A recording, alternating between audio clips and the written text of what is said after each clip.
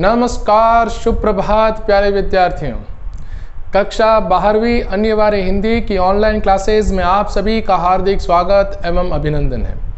प्यारे विद्यार्थियों, अभी तक हमने काव्य खंड के 3 पाठ पढ़ लिए हैं और अब मैं चाहता हूं कि थोड़ी आपको व्याकरण से रूबरू करवा दूं और जो हमारे कक्षा 12वीं की व्यावहारिक व्याकरण है, उस व्यावहारिक व्याकरण के अंतर्गत जो आज का अपना जो टॉपिक और प्रकरण रहेगा, वो आज का टॉपिक और प्रकरण यह है जिसमें भाषा, व्याकरण और लिपि, इन 3 के बारे में अपन चर्चा करेंगे कि भाषा, व्याकरण और लिपि क्या है, इनका कैसे विकास हुआ और किस तरीके से हमारे व्यवहार में आई।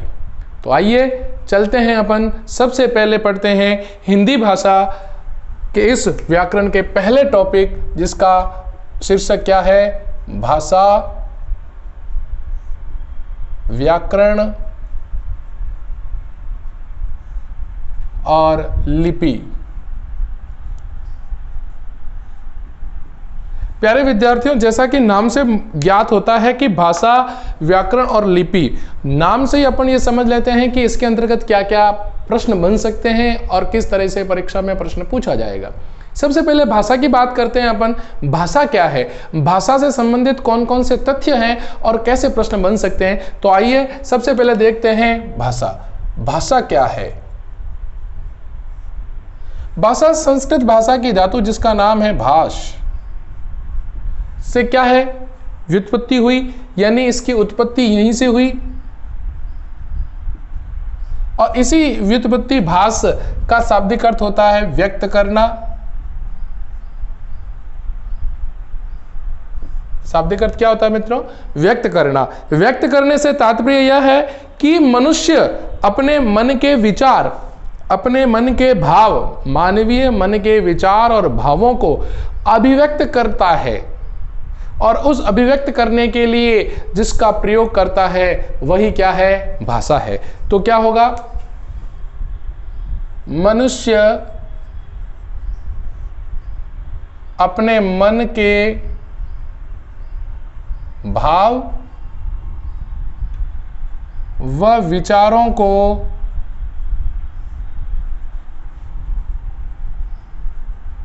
अभिव्यक्त करने के लिए जिस माध्यम का उपयोग करता है वह क्या कहलाती है? भाषा। वह क्या कहलाती है? भाषा। यानी भाषा वह है जिसमें मनुष्य, जिसके माध्यम से मनुष्य दो व्यक्तियों के बीच, अपन ये भी कह सकते हैं दो व्यक्तियों के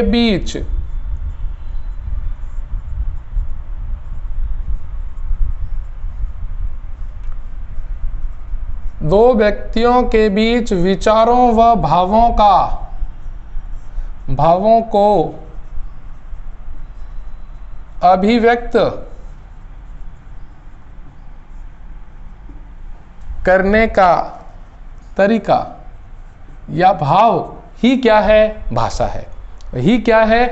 भाषा है। अब भाषा जो है वो हमारे मूल रूप से सबसे पहले जो अपन भाषा प्रयुक्त कर रहे हैं, समस्त भाषाओं की जो जननी थी, वह भाषाओं की जननी कौन सी थी? संस्कृत। संस्कृत भाषा का शब्दकोश बहुत ही बड़ा विस्तृत है। संस्कृत भाषा अपने आप में बहुत विस्तृत भाषा मानी गई है और इन्हीं भाषाओं से सब निकली। पाली, प्राकृत, अपभ्रंश। पाली, प्राकृत और अपभ्रंश भाषाओं का उदय हुआ और इन पाली, प्राकृत और अपभ्रंश भाषाओं से अनेक बोलियां, उपबोलियां निकली हैं। बोलियां और उपबोलियां निकली हैं। उसी प्रकार अगर अपन यहाँ देखें, जो अपन हिंदी भाषा पढ़ते हैं, अपन क्या पढ़ रहे हैं बच्चों? हिंदी भाषा। तो उस हिंदी भाषा का जो उद्भव है वो कहां से हुआ, किस आधार पर हुआ, ये एक समझने योग्य है। तो हिंदी भाषा का उपसर्ग संस्कृत भाषा की एक शाखा अपभ्रंश के सौरसेनी अपभ्रंश से उदय हुआ, या कह सकते हैं उत्पत्ति हुई। और इसका उद्भव सौरसेनी अपभ्रंश भाषा से हुई। तो इसका भाषा का जो काल है, भाषा काल जो है वो काल 1000 ईस्वी से अब तक जो अपन पढ़ रहे हैं, ये हमारी हिंदी भाषा का काल है 1000 ईस्वी से अभी तक। यानी भाषा जो है वो सौरसेनी अपभ्रंश से निकली है हिंदी भाषा, जो हमारे सामने प्रयुक्त हुई है। अब इस हिंदी भाषा का रूप कहें या अंग कहें, किस रूप में हुई भाषा, प्रयुक्त किस रूप में हुई, यानी प्रयुक्त होने के लिए अंग, या प्रयुक्त किस माध्यम में हुई, या अपन कह सकते हैं भाषा का माध्यम क्या था, या माध्यम के अंग क्या थे, इस तरीके से भी कह सकते हैं। माध्यम के अंग क्या थे, इस तरीके से भी कह सकते हैं। तो भाषा का जो माध्यम था ना प्यारे बच्चों, वह माध्यम जो था वह माध्यम दो रूपों में था, दो तरीके से था। मूल रूप से यूं अगर देखें तो भाषा का माध्यम तीन थे। तीन माध्यम कौन कौन से थे? पहला माध्यम था मौखिक, दूसरा था सांकेतिक, माध्यम अपन तीन ही लें, मौखिक, सांकेतिक और तीसरा हो जाएगा लिखित। ये तीन माध्यम के रूप में हमारी भाषाएं प्रयुक्त होने लगी। सबसे पहले जो हिंदी भाषा मौखिक रूप में हुई तो भाषा के प्रमुख अंग कौन कौन से हो गए वो बात आएगी। फिर सांकेतिक अर्थ के रूप में आई, और फिर किसके रूप में आई? आपके लिखित अंक के रूप में आई। यानी भाषा सबसे पहले मौखिक रूप से, जैसे अपन वार्तालाप कर रहे हैं तो ये अपना मौखिक माध्यम हो गया। फिर सांकेतिक माध्यम, जैसे संकेत करके, या वाचिक माध्यम हो या अशाब्दिक माध्यम हो, वो सब सांकेतिक के अंतर्गत आता है। फिर आता है लिखित, जो अपन लिखते हैं, और जो लिखित माध्यम के अंदर भाषा जो प्रयुक्त होने लगी वो थी देवनागरी। और इसी को लिखने की जो तरीका अपनाया गया, उस तरीकों को हमने कह दिया देवनागरी लिपि। लिपि का मतलब भी यही होता है, अपन पढ़ेंगे अभी ये लिपि, ठीक है ना। तो लिपि का मतलब यही होता है कि देवनागरी लिपि जिसके अंदर अपन लिख रहे हैं, हम अपने भावों को व्यक्त करने के लिए मौखिक या लिखित माध्यम जिसको अपने अपनाया है, वही क्या है? देवनागरी लिपि का एक बिंदु है। तो मौखिक, सांकेतिक और लिखित रूप में भाषा प्रयुक्त होने लगी। अब बात करते हैं कि भाषा की जो इकाई है, भाषा की इकाई, वो इकाई कौन कौन सी है? बहुत ही महत्वपूर्ण प्रश्न है। भाषा की इकाई कौन कौन सी मानी गई है? भाषा की इकाई को कितने खंडों में विभाजित किया गया है वो अपन देखते हैं। इसको अपन 4 भागों में लिखेंगे। पहली जो भाषा की इकाई रहेगी वो इकाई रहेगी ध्वनि, दूसरी वर्ण, तीसरी शब्द और चौथी वाक्य। ये 4 इकाइयां अपने भावों के अंतर्गत रहेगी, और इन 4 इकाइयों में ध्वनि, वर्ण, शब्द और वाक्य, इसके अंतर्गत ये इकाइयां चलती हैं। अब ये इकाइयां क्या है इसको अपन पढ़ते हैं, तब तक आप इसका स्क्रीनशॉट या लिख लीजिए, फिर अपन आगे चलते हैं। पहले बच्चों, हमने अभी देखा कि इकाई क्या है, भाषा की इकाई किस रूप में व्यक्त की गई है, भाषा की इकाई किस रूप में व्यक्त की जाती है, और उस इकाई का माध्यम क्या है। और ये आपके लिए बहुत महत्वपूर्ण है, ध्यान से समझिएगा। पहली जो इकाई हमने मानी है वो है मौखिक इकाई। मौखिक इकाई के अंतर्गत क्या आई गई आपकी, या अपन यूं कहें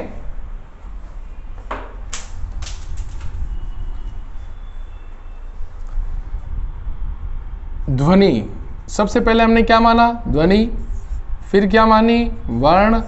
फिर क्या माना? शब्द। और चौथा क्या माना हमने? वाक्य। प्यारे बच्चों, जो ध्वनि है वह भाषा की सबसे छोटी इकाई, सबसे छोटी इकाई मौखिक रूप से है। किस रूप से है? मौखिक रूप से भाषा की सबसे छोटी इकाई मानी गई है और वह है ध्वनि। जो अपन बोलते हैं, जो अपन सुनते हैं, जो अपन आत्मसात करते हैं, वही ध्वनि है। वही क्या है? ध्वनि है। ठीक है, इसलिए इसको भाषा की सबसे छोटी इकाई के रूप में माना। फिर आई वर्ण, जो भाषा की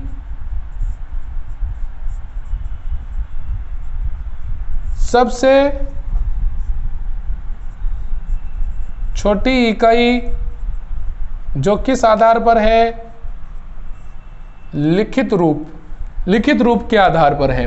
फिर बात करें शब्द, ये जो होता है वो सार्थक शब्द है, सार्थक अर्थ बताने वाला। और वाक्य जो होता है यह भी सार्थक अर्थों को व्यक्त करने वाली इकाई। सीधी सी बात है, वर्णों के सार्थक समूह को शब्द कहते हैं और शब्दों के सार्थक समूह को प्यारे बच्चों वाक्य कहते हैं। ठीक है ना, तो ये इसके अंतर्गत इकाइयां रहती हैं। अब अपन बात करते हैं भाषा के अंतर्गत कि भाषा के रूप और अंग, अपन कहें भाग, तो भाग में जो अपनी भाषा आएगी उसके अंतर्गत सबसे पहले आएगी मुख्य भाषा, जो हमारी क्या है? हिंदी। मुख्य भाषा हमारी क्या रहेगी? हिंदी रहेगी। उसके बाद अपन कहेंगे उपभाषा। उपभाषा के अंतर्गत अपनी जो रहेगी पश्चिमी, उत्तरी, दक्षिणी और पूर्वी हिंदी। ये भाषाएं की उपभाषाएं हैं, पश्चिमी, उत्तरी और दक्षिणी, पूर्वी हिंदी। देखो, पश्चिमी हिंदी, उत्तरी हिंदी, दक्षिणी हिंदी और पूर्वी हिंदी, ये आपकी उपभाषा के अंतर्गत आती है। ध्यान रखना, ये टॉपिक अगर आप लिटरेचर लेते हो तो विस्तृत रूप से बड़ा विस्तृत माना जाता है। लिटरेचर के अंदर हिंदी साहित्य के अंतर्गत बहुत अधिक विस्तृत माना जाता है, जिसमें पश्चिमी भाषा, उत्तरी भाषा, दक्षिणी भाषा और पूर्वी हिंदी भाषा के अंतर्गत कौन कौन सी बोलियां आती हैं। ठीक है, फिर तीसरी बात चलते हैं, भाषा आ गई। फिर बात करते हैं बोलियां की, या अपन कहें प्रांतीय भाषा।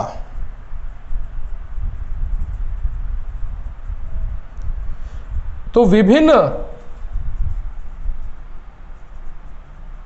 प्रांत के यानी राज्य के आधार पर, विभिन्न प्रांत या राज्य के आधार पर बोले जाने वाली भाषा को, विभिन्न प्रांतीय या राज्य के आधार पर बोले जाने वाली भाषा को अपन क्या कहेंगे प्यारे बच्चों? प्रांतीय भाषा कहेंगे। और चौथी जो अहम बात इन सब से जो अपन पढ़ते हैं, बोलियां। क्या पढ़ते हैं? बोलियां। ये बोलियां अपने आप में चारों, इन तीनों से अलग हैं। ये इसकी ही उपबोलियां कहलाती है। इसे अपन कह सकते हैं उपबोली, उपभाषा। यानी पश्चिमी हिंदी में कौन सी है, उत्तरी हिंदी में कौन सी है, दक्षिणी हिंदी में कौन सी है और पूर्वी हिंदी में कौन कौन सी बोलियां हैं, वो इनके अंतर्गत आती है। जैसे अपन कहें अवधी, ब्रज, खड़ी, हरियाणवी,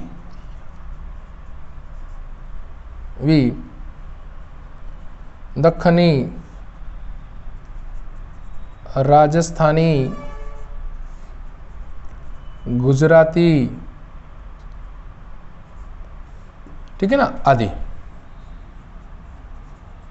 ये भाषाएं हैं, उपबोलियां हैं जो बहुत प्रचलित हैं। बहुत क्या है? प्रचलित है। अवधी, ब्रज, खड़ी, हरियाणवी, दक्खनी, राजस्थानी, गुजराती और भी बहुत सी भाषाएं हैं, उपबोलियां हैं जो अपन पढ़ते हैं। हिमाचली है, गढ़वी है ना, उत्तराखंड की बोलियां हैं। तो वो सारी भाषाएं, सारी बोलियां इसके अंतर्गत आती है। जैसे अपन बोलते हैं ना, मारवाड़ी, ठुंडाड़ी, रांगड़ी, ये सारी भाषाएं, ये बोलियां इनके अंतर्गत ही आती हैं। तो आप इसका स्क्रीनशॉट ले लीजिए, फिर आगे चलते हैं अपन। अब बात करते हैं व्याकरण की कि व्याकरण क्या है। व्याकरण के बारे में अपन चर्चा करते हैं।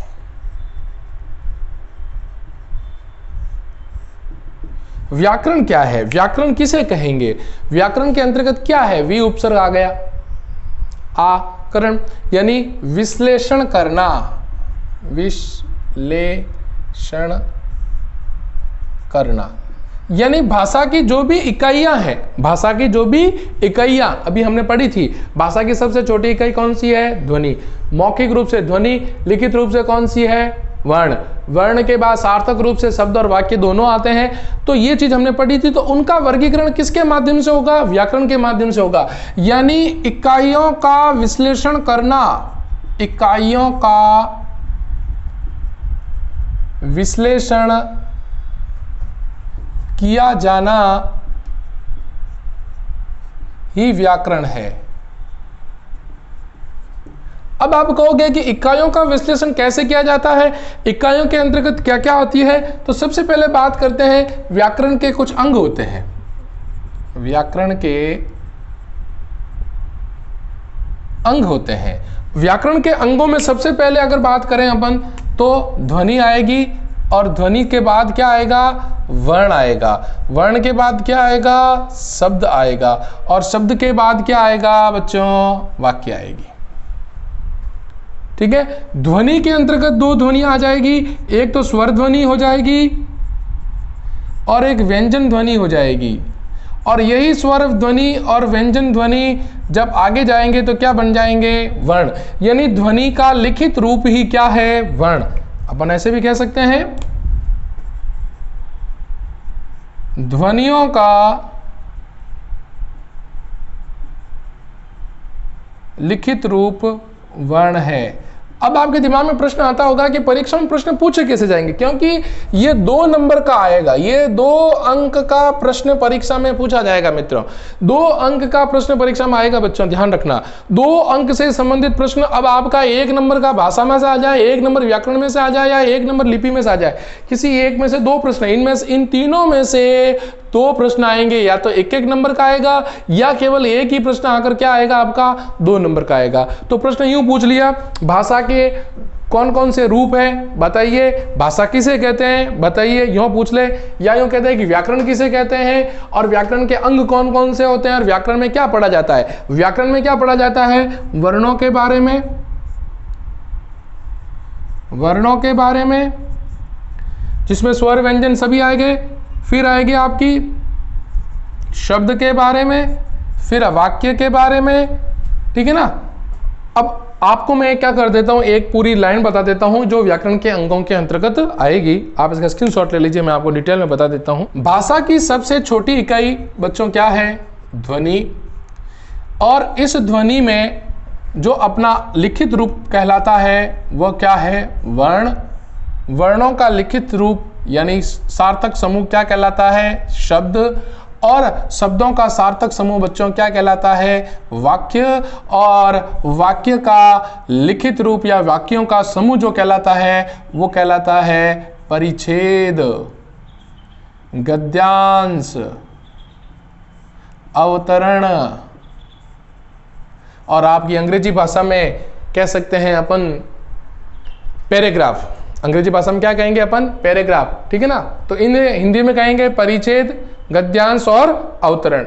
अब बात करते हैं सबसे पहले, क्योंकि ध्वनि शास्त्र हमारे कोर्स में है नहीं, हमारे कोर्स में ये सारी चीजें हैं, तो इन चीजों को अपन पढ़ते हैं। और इसमें सबसे पहले लेते हैं अपन वर्ण का, यानी वर्ण कौन कौन से होते हैं। वर्ण लिखित रूप है भाषा का, और ये 2 रूपों में, मोटे रूप में प्रयुक्त होता है। एक होते हैं स्वर और एक होते हैं व्यंजन। यानी व्याकरण के अंतर्गत क्या क्या पढ़ा जाएगा, स्वर पढ़ा जाएगा और व्यंजन पढ़ा जाएगा। स्वर के अंतर्गत कितने होते हैं, 11, और व्यंजन के अंतर्गत कितने होते हैं, 33। और यूं अगर वर्णों की संख्या अपन देखें तो कितनी है, 52। और यूं वर्ण, हिंदी वर्णमाला में वर्ण की संख्या कितनी है, 44। ठीक है। ये भी देवनागरी लिपि में अपन पढ़ेंगे ना, तब ये पढ़ेंगे वापस अपन कैसे 52 हुए और कैसे 44 हुए। ठीक है। फिर बात करते हैं अपन यहां शब्द की, वेरी वेरी इंपॉर्टेंट शब्द जो आपके परीक्षा में प्रश्न पूछा गया है कि शब्द जो व्याकरण के अंतर्गत आता है, शब्द कितने प्रकार का होता है, ये अपन चर्चा करते हैं। तो शब्द जो है, इन शब्दों को भेद कर सकते हैं अपन। सबसे पहला उत्पत्ति के आधार पर शब्द, दूसरा रचना के आधार पर, तीसरा प्रयोग के आधार पर, और चौथा अर्थ के आधार पर। ठीक है, उत्पत्ति के आधार पर शब्दों को हमने मोटे तौर पर 5 भागों में बांटा है। इसके भी हमने कितने विभाजन किए? 5 भाग, यानी 5 प्रकार जिसे अपन कह सकते हैं। 5 प्रकार अपन कहेंगे कि उत्पत्ति के आधार पर जो शब्द है, इन शब्दों को हमने 5 भागों में किस प्रकार बांटा है। पहला आता है तत्सम, दूसरा आता है तद्भव, तीसरा आता है देशज, चौथा आता है आगत या विदेशी, और 5वां आता है संकर। ये शब्द होते हैं किस आधार पर? उत्पत्ति के आधार पर। उसी प्रकार रचना के आधार पर जो शब्द हैं, वो रचना के आधार पर शब्दों को हमने मोटे तौर पर 3 भागों में बांटा है। 3 भागों में पहला कौन सा आएगा? रूढ़, यौगिक और योग रूढ़। मैं व्याकरण की चर्चा कर रहा हूं, ध्यान रखना। अपन यहां पर जो अपन पढ़ रहे हैं ना बच्चों, वो व्याकरण के बारे में पढ़ रहे हैं कि व्याकरण में क्या क्या पढ़ा जाता है, व्याकरण में क्या क्या पढ़ा जाएगा, वो अपन बात कर रहे हैं। यानी व्याकरण के अंतर्गत कौन कौन से अंग है? व्याकरण के अंग देख लिया आपने, ध्वनि, वर्ण, शब्द, वाक्य, ये व्याकरण के अंग हो गए। अब इनके अंतर्गत क्या क्या पढ़ा जाएगा? शब्द के अंतर्गत पढ़ा जाएगा ये 5। रूढ़, ये रचना के आधार पर शब्द पढ़े जाएंगे 3, रूढ़, यौगिक और योग रूढ़। और प्रयोग के आधार पर शब्दों को 2 भागों में बांटा है। 2 भागों में बच्चों कौन कौन से बांटे हैं? पहले बांटा है विकारी और दूसरा बांटा है अविकारी। ठीक है, विकारी शब्दों को हमने 4 भागों में बांटा है। इसमें अपन पढ़ेंगे संज्ञा, सर्वनाम, विशेषण और क्रिया। संज्ञा, सर्वनाम, विशेषण और क्रिया, ये किस आधार पर हैं प्यारे बच्चों? ये विकारी के आधार पर, यानी विकारी शब्द के आधार पर हमने प्रयोग के आधार पर विकारी और अविकारी। विकारी का मतलब होता है जिसमें विकार उत्पन्न हो, लिंग, वचन, काल, कारक के अनुसार परिवर्तन होता है, वो विकारी होते हैं। फिर बात करते हैं अविकारी के आधार पर। तो अविकारी के आधार पर भी 4 भागों में बांटे हैं। अविकारी के आधार पर 4 भागों में कौन कौन से बांटे हैं देखना आप। सबसे पहले क्रिया विशेषण,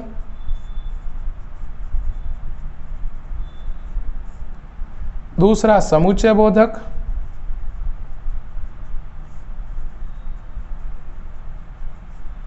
तीसरा विस्मयादि बोधक,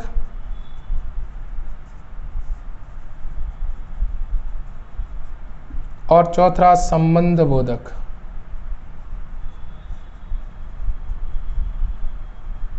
बच्चों इसकी बात और ध्यान रखना कि अविकारी को अपन बोलते हैं अव्यय। अविकारी को एक और नाम क्या दिया है हमने? अव्यय दिया है। उसके बाद जो आता है अपना वाक्य आता है। वाक्य को हमने मोटे तौर पर किस किस आधार पर विभाजित किया है, इसे अपन समझते हैं।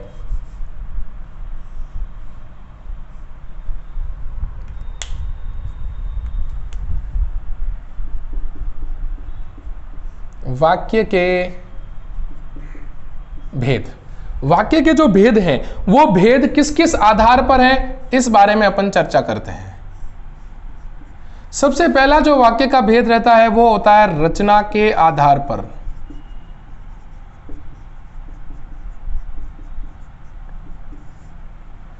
सॉरी, एक अपन यहां अर्थ के आधार पर शब्द बताना भूल गए हैं। अर्थ के आधार पर शब्दों को हमने 9 भागों में बांटा है,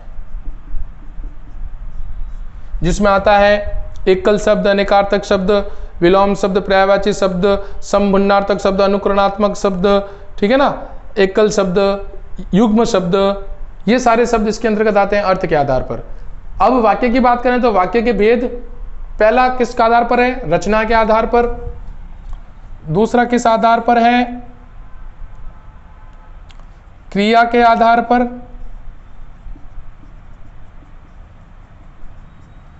और तीसरा किस आधार पर है? अर्थ के आधार पर।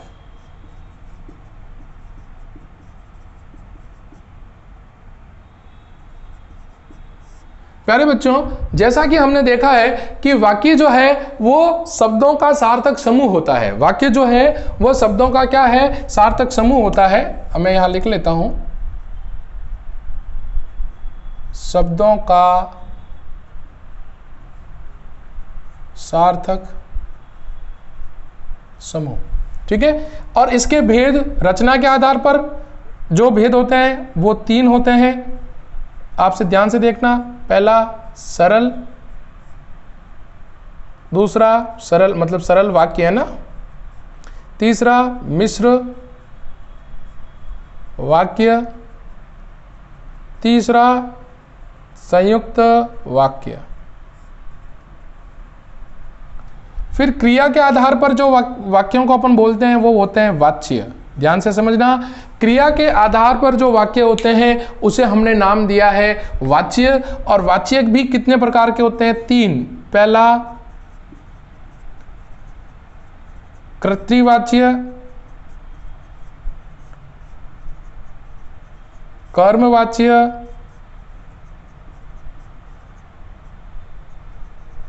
भाववाच्य। कर्तृवाच्य, कर्मवाच्य और भाववाच्य। उसके बाद अर्थ के आधार पर जो शब्द होते हैं, जो अर्थ के आधार पर जो वाक्य होते हैं वो 8 प्रकार के होते हैं बच्चों। 8 प्रकार के कौन कौन से होते हैं? आज्ञार्थक, निषेधात्मक, इच्छार्थक, संदेहार्थक, प्रश्नवाचक वाक्य, ठीक है ना। तो इस प्रकार से 8 प्रकार के वाक्य इसके अंतर्गत आते हैं। तो यह है व्याकरण का पूरा एक रेखा चित्र जो मैंने आपके सामने रखा। व्याकरण में क्या क्या पढ़ा जाता है, व्याकरण में क्या क्या आता है। तो व्याकरण में सबसे पहले क्या पढ़ा जाता है? ध्वनि। ध्वनि का लिखित रूप क्या है? वर्ण। ध्वनि का लिखित रूप वर्ण है, यह आप ध्यान रखें, ठीक है। और ध्वनि का लिखित रूप वर्ण हो गया। वर्णों का सार्थक समूह, वर्णों का सार्थक समूह क्या कहलाता है बच्चों? शब्द कहलाता है। वर्णों का सार्थक समूह क्या कहलाता है? शब्द। और यहां जो अपन पढ़ रहे हैं वो शब्दों के भेद पढ़े हैं, शब्दों के भेद। और जो शब्दों के भेद थे वो ये थे, सबसे पहले उत्पत्ति के आधार पर था तत्सम, तद्भव, देशज, आगत, विदेशी और संकर शब्द। फिर आया रचना के आधार पर रूढ़, यौगिक और योग रूढ़। फिर प्रयोग के आधार पर आया विकारी और अविकारी, जिसमें विकारी के 4 संज्ञा, सर्वनाम, विशेषण, क्रिया, अविकारी के क्रिया, विशेषण, समुच्चय बोधक, विस्मयोदिक और संबंध बोधक। फिर वाक्य, जो शब्दों के सार्थक समूह को वाक्य कहते हैं। और वाक्य के भेद रचना के आधार पर 3, सरल, मिश्र, संयुक्त। क्रिया के आधार पर कर्तृवाच्य, क्रमवाच्य और भाववाच्य। और अर्थ के आधार पर मैंने आपके नाम बताए हैं 8। तो ये था आपका व्याकरण का परिचय। आप इसके स्क्रीनशॉट ले सकते हैं। अभी तक हमने भाषा और व्याकरण का अध्ययन कर लिया, अब अपन लिपि का अध्ययन कर रहे हैं। तो लिपि क्या है?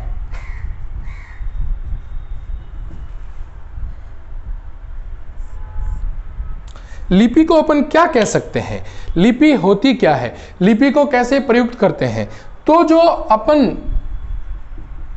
जो भाषा के रूप हैं, पहला तो कौन सा था? मौखिक व लिखित।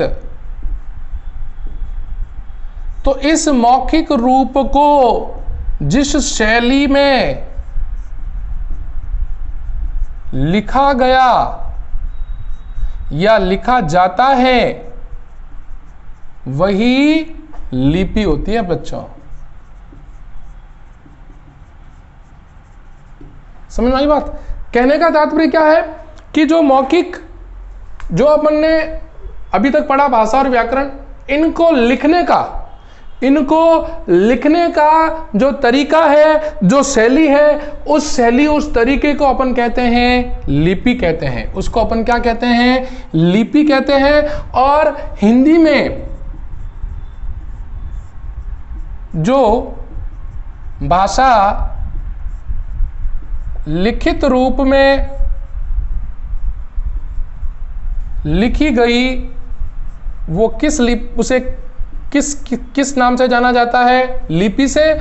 और वह लिपि जो कहलाती है ना बच्चों, वह लिपि कहलाती है आपकी देवनागरी लिपि। यानी वह लिपि यानी भाषा को लिखित रूप में लिखने के लिए जो तरीका अपनाया जाता है, किस तरीके से लिखा जाए, किस शैली से लिखा जाए, उसको ही अपन लिपि कहते हैं। और वो जो हम अपने हिंदी भाषा में जो अपन तरीका अपनाते हैं और जो लिखते हैं, वो किसके अंतर्गत लिखते हैं? वो देवनागरी लिपि के अंतर्गत लिखते हैं। तो आइए अपन पढ़ते हैं देवनागरी लिपि क्या है। तो देवनागरी लिपि का जो उद्भव हुआ, यह प्रश्न आपके 1 नंबर का पूछा जा सकता है कि देवनागरी लिपि का उद्भव किस भाषा से हुआ और किस रूप में हुआ। तो यह आपसे प्रश्न पूछा जा सकता है। तो इसका हो जाएगा उत्तरी ब्राह्मी लिपि। उत्तरी ब्राह्मी लिपि से, यानी उत्तरी ब्राह्मी लिपि से देवनागरी लिपि का क्या हुआ है? विकास हुआ। देवनागरी लिपि का विकास किससे हुआ? उत्तरी ब्राह्मी लिपि से देवनागरी लिपि का क्या हुआ बच्चों? उद्भव और विकास हुआ है। उद्भव और विकास हुआ है। और इसी देवनागरी लिपि के अंतर्गत जो समय है, उस समय के अंतर्गत अपन मानते हैं लगभग उत्तरी ब्राह्मी लिपि का लगभग 350 ईसा पूर्व का जो समय है, वो समय अपन इसको माना जाता है। तो देवनागरी लिपि के अंतर्गत जो वर्ण विभाजन है, जो वर्ण विभाजन है, किसका वर्ण विभाजन है? देवनागरी लिपि में वर्णों का विभाजन किया गया है। और उन वर्णों को विभाजन के अंतर्गत हम पढ़ेंगे सबसे पहला स्वर, दूसरा व्यंजन। ठीक है। स्वर कौन कौन से होते हैं? 11 होते हैं। कौन कौन से? 11 स्वर। तो देखिए आप, देवनागरी के रूप में ध्वनि अपन बोलते हैं अ, तो अ को कैसे लिखा जाता है? स्वर के रूप में तो अ, फिर आ, ई, ए, ऐ, ओ, आ, ई, उ, ऊ, ए, ऐ, ओ, औ, और एक अपना है री। ये हो गया आपके 11 स्वर, यानी 11 स्वर अपने को इस प्रकार रखे जाते हैं। ठीक है। फिर आते हैं व्यंजन। व्यंजन के रूप में आपने जो व्यंजन जो माने गए हैं वो 33 माने गए बच्चों। 33 व्यंजन के अंतर्गत हमने क्या रखा? क, च, ट, त, प वर्ग। क, च, ट, त, प वर्ग। और क, च, ट, त, प वर्ग जो है, इन वर्गों का उच्चारण स्थान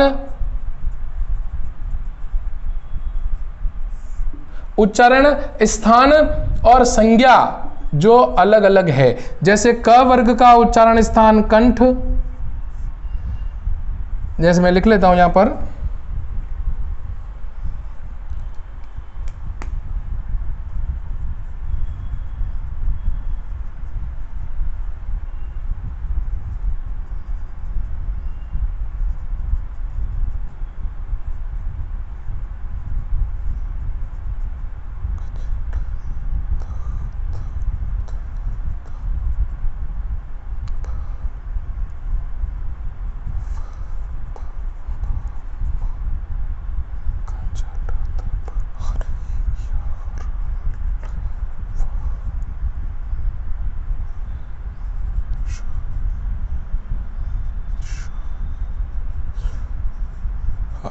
बच्चों जैसे कि अपन इसका अगर करें तो क वर्ग का जो उच्चारण स्थान जो होता है वो होता है कंठ।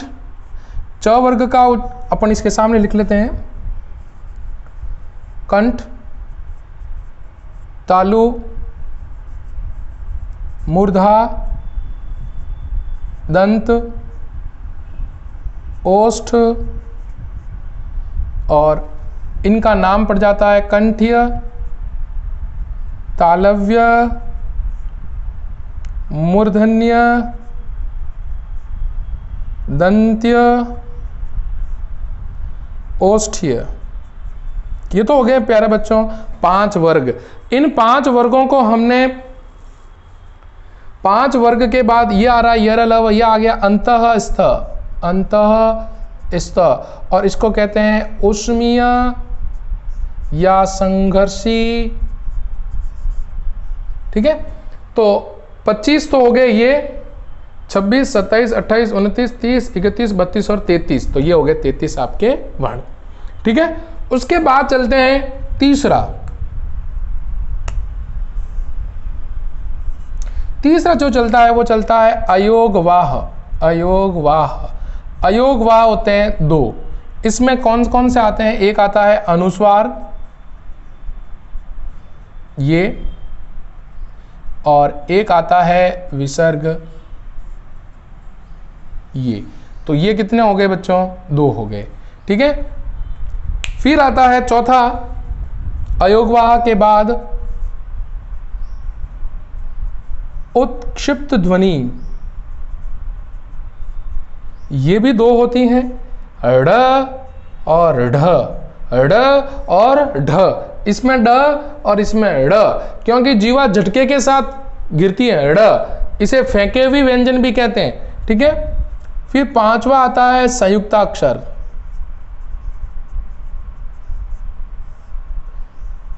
क्षत्रज्ञ। ठीक है ना, तो क्षत्रज्ञ, और एक मिश्रित ध्वनि होती है श्र की। तो ये हो गए आपके 5, जिसके अंतर्गत आपके क्या आ गया? देखो आप 33 और ये हो गए 44, 11, 33, 44, 45, 46, 47, 48, 48, 49, 50, 51 और 52। तो इस प्रकार ये टोटल अपने वर्ण हो गए 52। यानी हिंदी वर्णमाला में, जो वर्णमाला भी हमने पढ़ी थी, उस हिंदी वर्णमाला में वर्णों की संख्या तो है 44, वर्ण की संख्या तो क्या हो गई? 44। और अगर पूछें कुल वर्णों की संख्या, यानी कुल वर्णों की संख्या, तो कुल वर्ण की संख्या कितनी हो जाएगी बच्चों? 52 हो जाएगी। तो इस प्रकार ये देवनागरी लिपि, और देवनागरी लिपि का ये हमने मानकीकरण पढ़ा है। ये हमने अभी क्या पढ़ा? मानकीकरण। मानकीकरण यानी देवनागरी लिपि में ध्वनियों को किस नाम से, किस रूप में लिखा जाता है, उसका क्या मानकीकरण है, ये हमने लिखा। आप इसका स्क्रीनशॉट ले सकते हैं।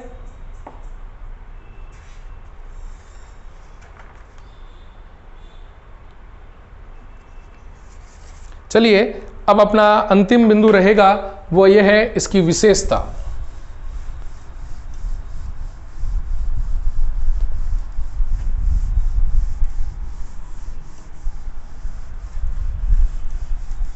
कि मौखिक इकाई के अंतर्गत कैसे लिखी जाती है, जो मूल रूप से इसकी विशेषता किस रूपों में होगी, वो अपन पढ़ लेते हैं। सबसे पहले देखते हैं,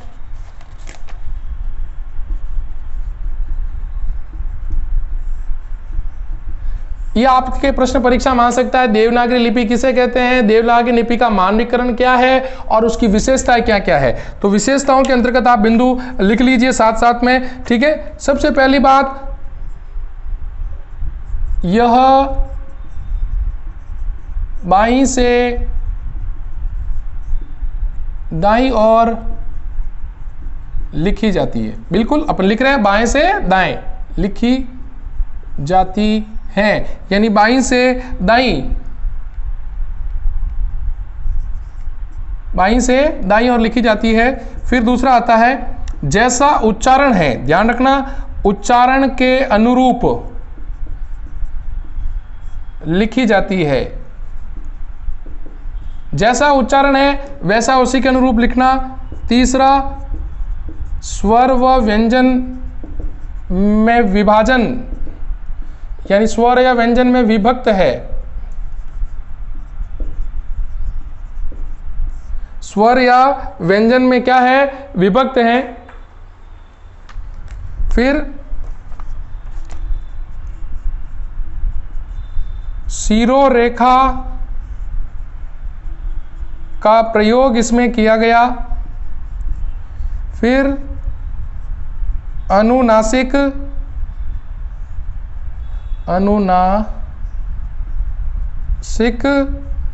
व अनुस्वार ध्वनियों को मानकीकरण दिया। अनुस्वार ध्वनियां का प्रयोग, ठीक है, यानी अनुस्वार ध्वनियों के लिए अपन कह सकते हैं पृथक चिह्न, ठीक है। फिर पांचवी या छठी बात जैसे अपन कह सकते हैं अक्षरों की सुडौलता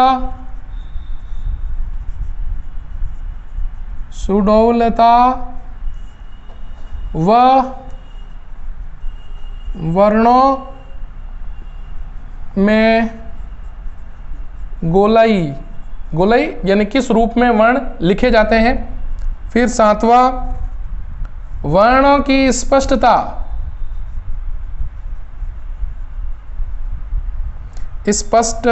आएगा टता। फिर आठवां रोमन लिपि की अपेक्षा कम स्थान घेरती है। ध्यान से देखिएगा इसको कि ये जो लिपि है, इस लिपि के अंतर्गत क्या क्या बात आती है। उच्चारण के अनुरूप लिखी जाएगी, यानी उच्चारण के अनुसार जैसा उच्चारण होगा वैसे ही लिखा जाएगा। स्वर और व्यंजन में विभक्त होगी। शिरोरेखाओं का प्रयोग होगा। अनुनासिक अनुस्वार ध्वनियों में पृथक चिन्ह दिए गए हैं।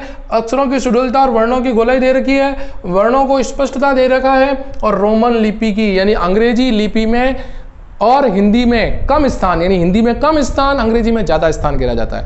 तो ये थी देवनागरी लिपि जो हमने अभी पढ़ी। देवनागरी लिपि की विशेषताएं ये थी, ठीक है। तो आज व्याकरण का आपने एक टॉपिक पूरा कर लिया है, भाषा, व्याकरण और लिपि। आशा करता हूं आपके समझ में आया होगा। बोर्ड परीक्षाओं में इससे संबंधित 2 प्रश्न आएंगे। प्यारे बच्चों, वीडियो को पूरा देखें और अच्छी तरह से गहनता करें। एक नए टॉपिक के साथ फिर आपके सामने उपस्थित होऊंगा। तब तक के लिए नमस्कार।